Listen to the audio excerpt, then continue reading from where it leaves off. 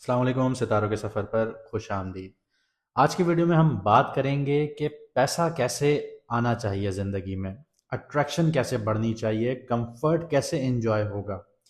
ये एक प्लेनेट है जो इन सारी चीज़ों को कंट्रोल करता है, आपकी लव लाइफ को कंट्रोल करता है, आपके रोमांस को कंट्रोल करता है।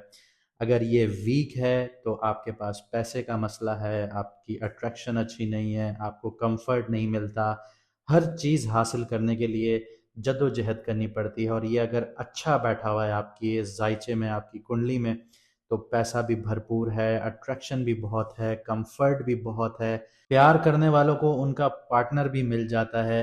और उनके लिए आप ये समझें कि फूलों का रास्ता होता है। लेकिन जिसका ये प्लैनेट मुश्किल में होता है और जिसको इस प्लैनेट की समझ नहीं आती, वो ज़िंदगी में बहुत मुश्किलात झेलता है, संघर्ष करता है, अपने गोल्स को अचीव करने के लिए, पैसा कमाने के लिए, प्यार हासिल करने के लिए, अपनी शादीशुदा ज़िंदगी बेहतर करने के लिए, अपने आराम को हासिल करने के लिए उस इंसान को मुश्किलात का सामना रहता है। कुंडली में और भी बहुत कुछ देखा जाता है, तो अगर आप लोग जानना चाहते हैं और अपनी मुश्किलात का हल चाहते हैं, चाहे पैसे से रिलेटेड हो, अट्रैक्शन से रिलेटेड हो, शादी से रिलेटेड हो, जॉब से रिलेटेड हो, बिजनेस से रिलेटेड हो, बिजनेस में ग्रोथ नहीं हो रही हो, तो आप लोगों के सामने स्क्रीन पर नंबर आ रहा होगा, आप व्हाट्सएप पर मैसेज करके मैडम एस्ट्रोलॉजर एन बख्श का अपॉइंटमेंट हासिल कर सकते हैं। तो अब हम बात करते हैं कि वीनस ट्रांजिट कर रहा है कैप्रिकॉन से निकल के एक्वेरियस में जा रहा है, तो इसका इम्पैक्ट आपके ऊपर क्या आने जा रहा है।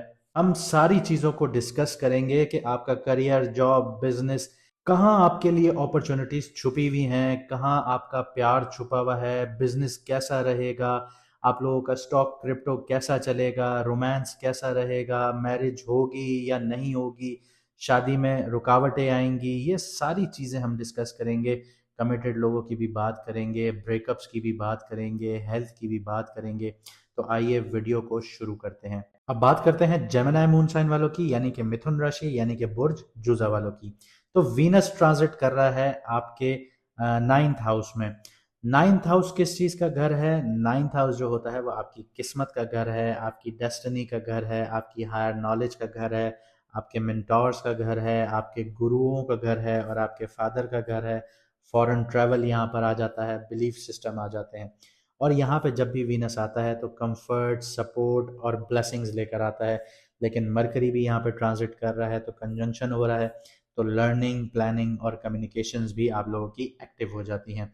मतलब ये जो ट्रांजिट है ये लक एक्टिव करने वाला है। और लक पैसिवली नहीं होगा एक्टिव, लक आपका डिसीजंस के थ्रू एक्टिव होगा। सबसे पहले जॉब और करियर को देखते हैं, तो इस दौरान जेमिनी वालों के लिए जो करियर है उसमें क्लैरिटी आना शुरू होगी। जो कंफ्यूजन्स चल रहे थे उनका रीजन समझ आना शुरू होगा आप लोगों को। सीनियर्स या मेंटोर फिगर्स के साथ जो है वो गाइडेंस मिल सकती है आप लोगों को। नाइन्थ हाउस का जो मरकरी है वो आपसे एक यहाँ पे सवाल जरूर करता है कि जो आप चीजें सीख रहे हैं, क्या उनको आप अपनी जिंदगी में अप्लाई भी कर रहे हैं या नहीं कर रहे। तो इन चीजों को बहुत अच्छे से माइन्यूट तरीके से इनको समझिएगा। ये बहुत इम्पॉर्टेंट सवाल है कि अगर जो चीज़ आप सीख रहे हैं, क्या आप उसे अप्लाई भी कर रहे हैं या नहीं।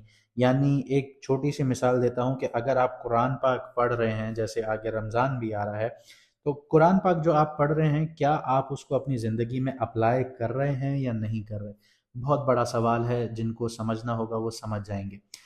अगर आपके स्किल्स अपग्रेड हो रहे हैं या आप अपनी फील्ड को एक्सप्लोर कर रहे हैं, आप नए स्किल्स सीख रहे हैं, तो करियर में इस टाइम पीरियड में अब आपको ग्रोथ मिलेगी। अगर आप ये चीज़ें नहीं कर रहे तो आपकी जो सेम लाइफ है, सेम लूप है, वो रिपीट होना शुरू हो जाएगा, उसी लूप में आप फंसे रह जाएंगे।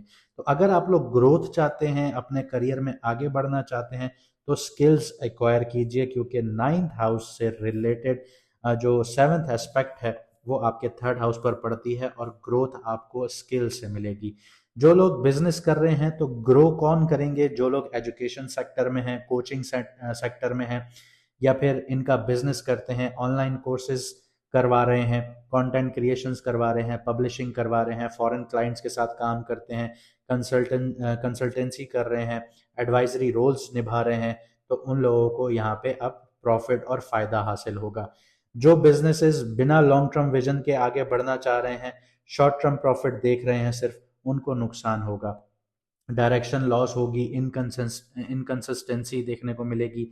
जो नए बिजनेस ओपन करना चाहते हैं, आप लोगों के लिए पॉसिबल है, लेकिन अगर आप लोग प्रॉपर रिसर्च, प्लानिंग और लीगल क्लैरिटी के साथ आगे बढ़ेंगे तो आप लोगों के बिजनेस का जो स्ट्रक्चर है वो बहुत अच्छा बनना शुरू होगा। स्टॉक और क्रिप्टो की बात करते हैं तो वीनस और मरकरी जब 9th हाउस में कंजंक्ट करते हैं तो मार्केट के जो पैटर्न्स हैं वो समझ में आना शुरू हो जाते हैं आप लोगों को। तो इंटरनेशनल ट्रेंड से फ़ायदा आप लोगों को बहुत ज़्यादा हो सकता है। लर्निंग बेस्ड जो इन्वेस्टमेंट होगी आप लोगों की, वो अब आप लोगों को बहुत ज़्यादा मुनाफा देगी। ब्लाइंड टिप्स जो होंगी वो आप लोगों को नुकसान देंगी, कि किसी ने बोल दिया कि कल मार्केट ये है तो आप लोगों ने ब्लाइंडली ट्रस्ट किया तो वहाँ पे नुकसान होगा। अगर आप लोग स्ट्रैटेजी बना के आगे बढ़ेंगे तो ग्रोथ आप लोगों के हाथ में आएगी। अगर आप लोग सिर्फ एक्साइटमेंट में आगे बढ़ना शुरू होंगे तो आप लोग नुकसान उठाएंगे। आगे बात करते हैं आपकी लव लाइफ की, रोमांस की, मैरिज की बात करते हैं। तो जो सिंगल जेमिनाई हैं, इस दौरान अट्रैक्शन किसी डिफरेंट बैकग्राउंड के इंसान से आप लोगों को मिल सकती हैं, या लॉन्ग डिस्टेंस या फॉरेन कनेक्शन आप लोगों के लिए यहाँ पे अब खुल सकते हैं। लव यहाँ पे सिर्फ इमोशनल नहीं होगा आप लोगों के लिए, इंटेलेक्चुअल और विजन पर बेस्ड होगा और रिलीजन पर बेस्ड होगा। आप लोगों के रिलीजियस पॉइंट ऑफ व्यू बहुत ज़्यादा मैच करेंगे। अगर ये चीज़ें नहीं होंगी, सिर्फ इमोशंस होंगे, तो यहाँ पे लव आपका टिक नहीं पाएगा। कमिटेड और मैरिड लोगों की बात करें तो रिलेशनशिप में अंडरस्टैंडिंग बहुत ज़्यादा बढ़ती हुई नज़र आती है आप लोगों के लिए।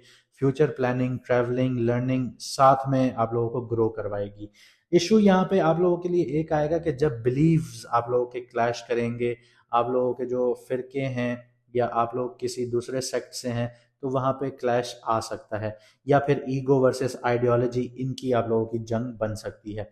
आगे ब्रेकअप की बात करें तो ये रेयर होते हैं, क्योंकि 9th हाउस जो है वो लक का घर है, तो ये यहाँ पे आपको सपोर्ट करता है। लेकिन रेयर इन अ सिचुएशन ये तब डेवलप होते हैं कि अगर रिलेशनशिप सिर्फ सरफेस लेवल का हो, सिर्फ आपके उससे हुस्न से प्यार किया जा रहा हो, तो जो सच है वो सामने आ जाता है, पता चल जाता है कि लड़का या लड़की धोखा दे रहे हैं, तो यहाँ पे ब्रेकअप देखने को मिलते हैं। स्ट्रॉन्ग रिलेशनशिप जो होंगे वो मीनिंगफुल होते चले जाएंगे, उनकी बॉन्डिंग गहरी होती चली जाएगी। इट डजेंट मैटर कि आप लोगों के जो सेक्ट से रिलेटेड या आइडियोलॉजी से रिलेटेड कोई डिफरेंसेस चल रहे थे, तो वो आप लोग खुद ही सॉर्ट आउट करेंगे, लेकिन आप लोगों का जो रिश्ता है वो मीनिंगफुल होना शुरू हो जाएगा। हेल्थ की बात करें तो 9th हाउस जो है वो आपको बहुत ज़्यादा प्रेशर देता है लिवर पर, डाइजेशन पर, स्लीप साइकिल पर और मेंटल रेस्टलेसनेस पर। तो ओवर थिंकिंग और लेट नाइट्स का ट्रेंड आप लोगों के लिए यहाँ पे खुल सकता है।